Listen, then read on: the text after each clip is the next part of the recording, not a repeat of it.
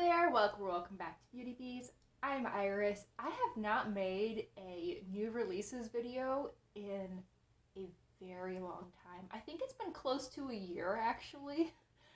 And part of that has just been that I've been kind of trying not to be super up to date on new makeup. I've been trying to purchase a little bit less, and one of the steps that I've taken for that is watching a little bit less beauty YouTube, or actually a lot of bit less beauty YouTube, and just not checking things like Trendmood super often. Another piece of it is just that I haven't found a lot to be very interesting.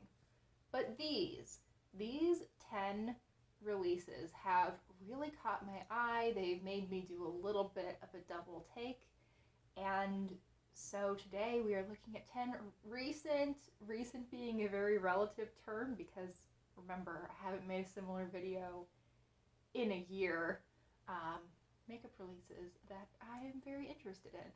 So let's start with a ColourPop release. These are the Chrome Liquid Shadows. And I am a cheapskate, I can acknowledge that about myself, and I admit that like 70% of the reason I'm interested in this is that these are $12 liquid multi-chrome eyeshadows. I have no idea how good they are. I have no idea if they even stay or work or really show up very well.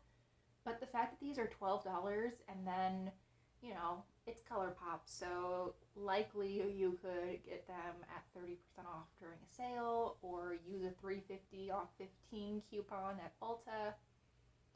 That makes these even more appealing because I've never owned a multi-chrome eyeshadow, largely because they are so expensive. I just don't feel comfortable spending, you know, $15 to $25 on a single pan of eyeshadow. That's not me, that's not how I choose to spend my money, but these look very tempting. I think if I were to pick any of these up, I would probably choose Morpho, which is described as a bright magenta to rich purple to bronze. These would still be among, if not the single most expensive eyeshadow, you know, individual single pan or single pot or tube of eyeshadow in my collection. So I would definitely want to get something that I would get a lot of use out of. And some of these are just too colorful. I don't see myself wearing them very often. And some just seem almost too neutral. Like, is that champagne color really going to give me enough shift to be worth that $12 to me? I don't know. But I'm very interested in these. If you've tried anything in this video, I would love to hear what you have to say about it because I am very interested. Before we get too far into this video, I just feel like I need to say that there's no real order to these. We're not building up to something incredible at the end. These are just 10 things that I've been interested in. Next up, we have a product from Nabla. These are the Jelly Sheer Supple Lipsticks. At first, when I saw these, I thought that they were the Revlon Super Lustrous Shine, I believe is what they're called, lipsticks. They have super similar packaging, but these are from Nabla, which is a point in their favor. I've never tried anything from Nabla, but I've always been super interested in it. It's definitely a brand that in the next year or so I would like to try something from. And I feel like these are a definite possibility. I do love a tinted lip balm, which these seem to be. They look very juicy, which is like uncomfortable to look at least for me in these super close-up pictures, but is something that I absolutely love in a lip product. The colors seem to be really pretty, and I do love and miss the Revlon Super Lustrous Shine lipsticks. I feel like these could be a good, albeit more expensive, replacement. I just want this for the packaging. I acknowledge it. It's the Wet n Wild Sesame Street collection. It's all so cute. Nothing in this collection is calling out to me like, Iris, you need me on your face. There are things in this collection that call out to me, Iris, you need to own this so you can look at the pretty plastic. Which is very silly. I acknowledge that. But that carrying case, the little makeup bag they have, adorable. The face palettes are really cute too. I could actually see myself getting a decent amount of use out of the Burton Ernie one, which has a bronzer shade that would probably be too dark for me, like a peachy blush, and a highlight that looks to be honestly probably too dark. Okay, I just talked myself out of this entirely. I wasn't gonna buy it anyway, but now I'm totally convinced.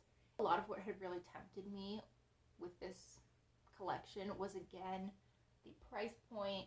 I mean, if Glamlight had put this out, I would have been like, oh, that's cute, and moved right past.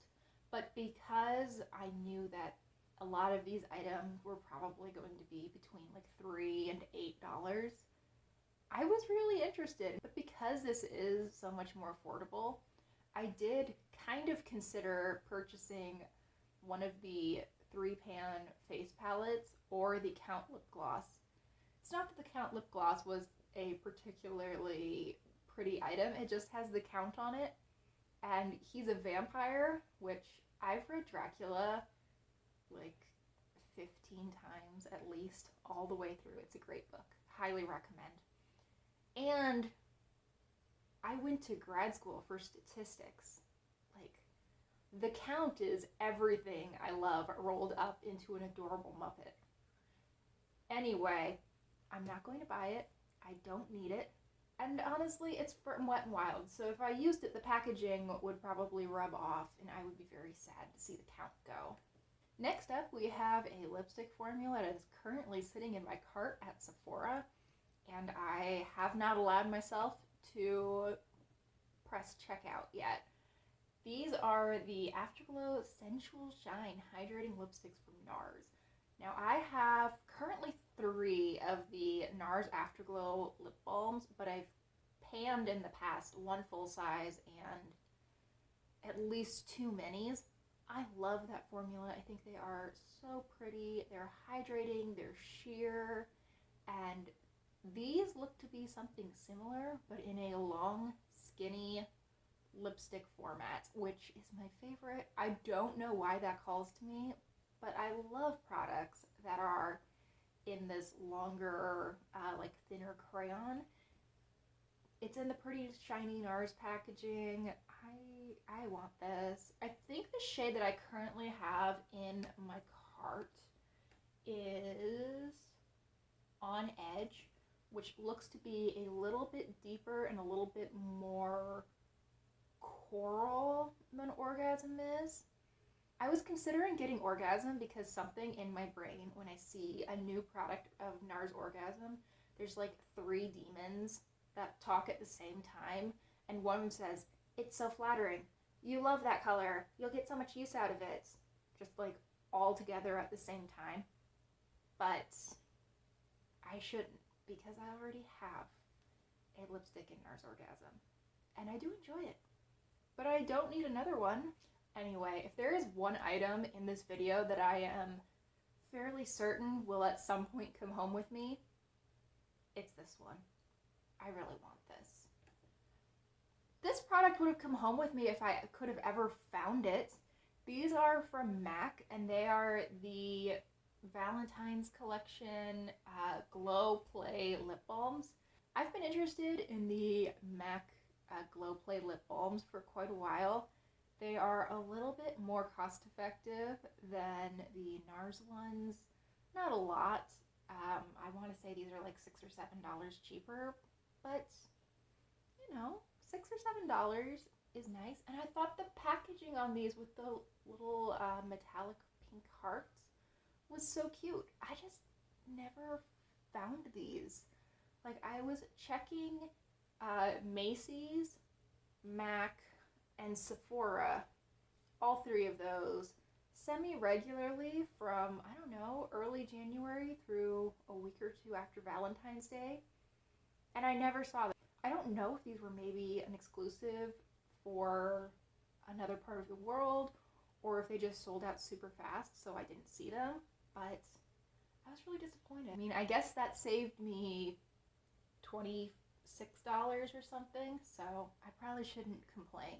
It's probably for the best, but they look so pretty. And I would like to try this formula at some point.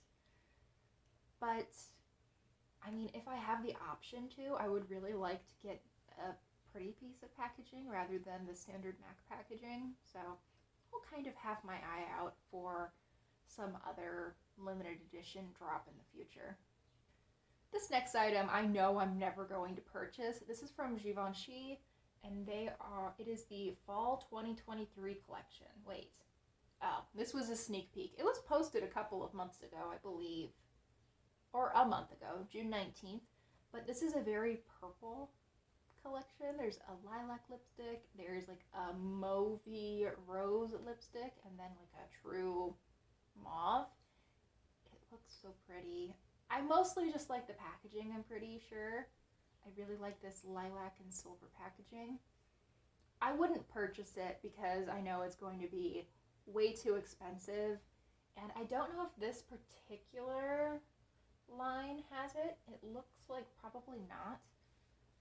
But some of the Givenchy lipsticks, I am fairly certain, have leather on the outside packaging. There are some products that I think making in leather actually does make some sense. Shoes that you're going to be wearing all the time. Leather shoes really do last longer than vegan leather alternatives, at least as far as I'm aware. Handbags that you're using daily for years, I think that makes sense, but a lipstick tube? Did we really need to use animal skin for that? I don't think so. But the lipstick itself is very pretty. And it's not on this tube, at least as far as I can tell. So, not very relevant. Next we have another product I'm absolutely not going to purchase. This is the Natasha Denona Yucca palette. What draws me in with this one is that it is a very warm toned palette, but it's not orange. I don't love orange on the eyes. This leans very yellow, and there are actually two shades that I at least would classify as orange in here, but they have so much yellow in them that I think they feel very harmonious with the other shades in the palette. This just looks so interesting. It's like Naked Honey dressed up for 2023 with how many of us do our makeup now. It's not just yellows and browns. It goes a little bit further into these really textural seeming like green golds.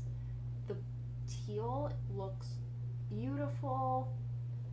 I don't need this. I know that I would never get enough use out of it to justify, and I feel like $69 is just too much for me to spend on a palette anyway. But this is gorgeous. I think this looks like such a fun palette, and I would be really interested, I mean, just like everything else in this video, but specifically with this product, I'd be really interested in hearing people's opinion if anyone has purchased it, because I haven't been seeing people's opinions on this online. No idea how it worked out for people.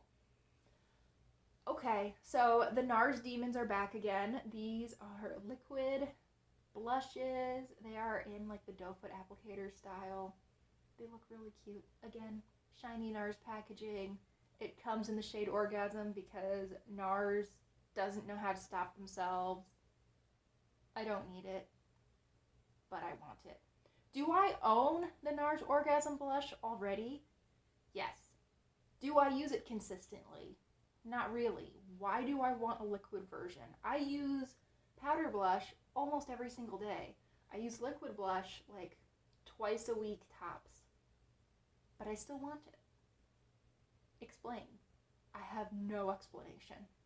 Oh look, we have another skinny format lipstick. Who's surprised? This one's from Haus Labs. Now apparently this is a shade expansion. I didn't know that they already had a product like this. Haus Labs is a brand that I've been interested in since their rebrand. Since they moved into Sephora, I am willing to look at what they have to offer. However, I've never actually gone out of my way to go to their website or go to the Sephora website.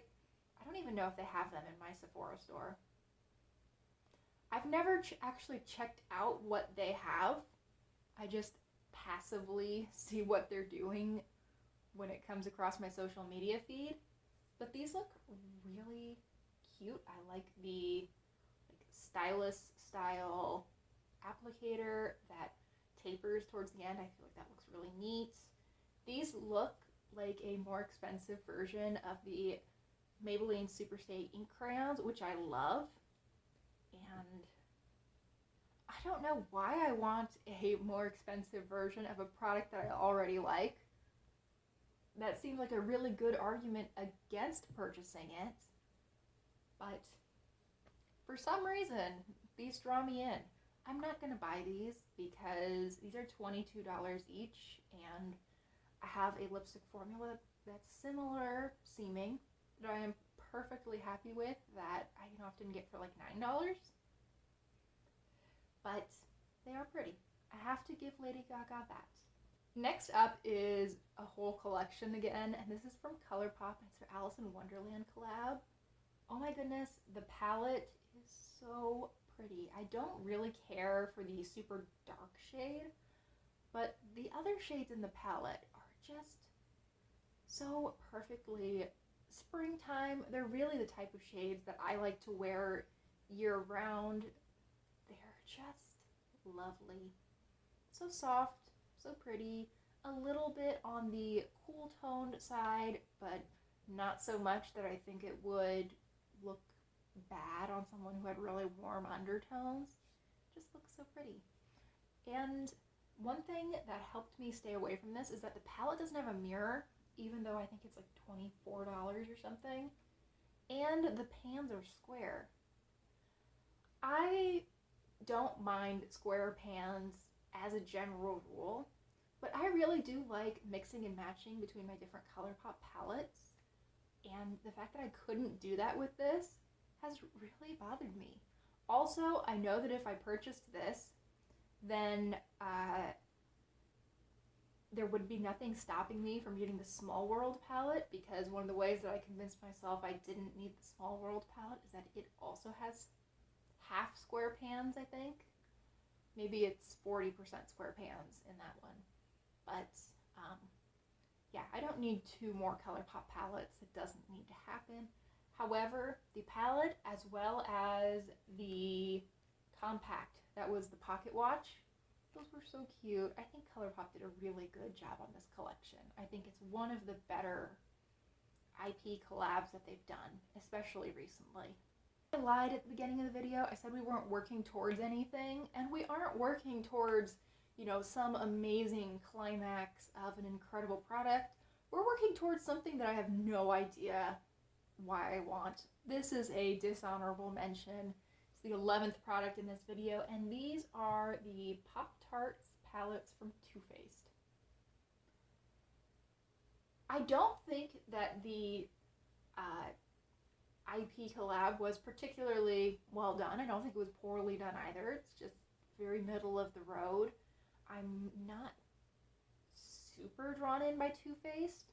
I like what I've tried from them, with the exception of the lip injection glosses, because those are physically painful and I have no idea why people like those.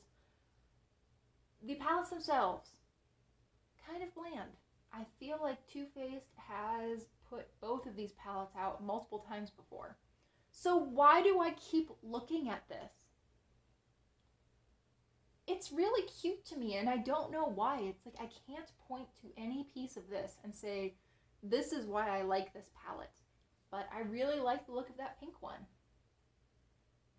I do like frosted strawberry Pop-Tarts, but they're not even the best flavor of Pop-Tarts. What am I doing?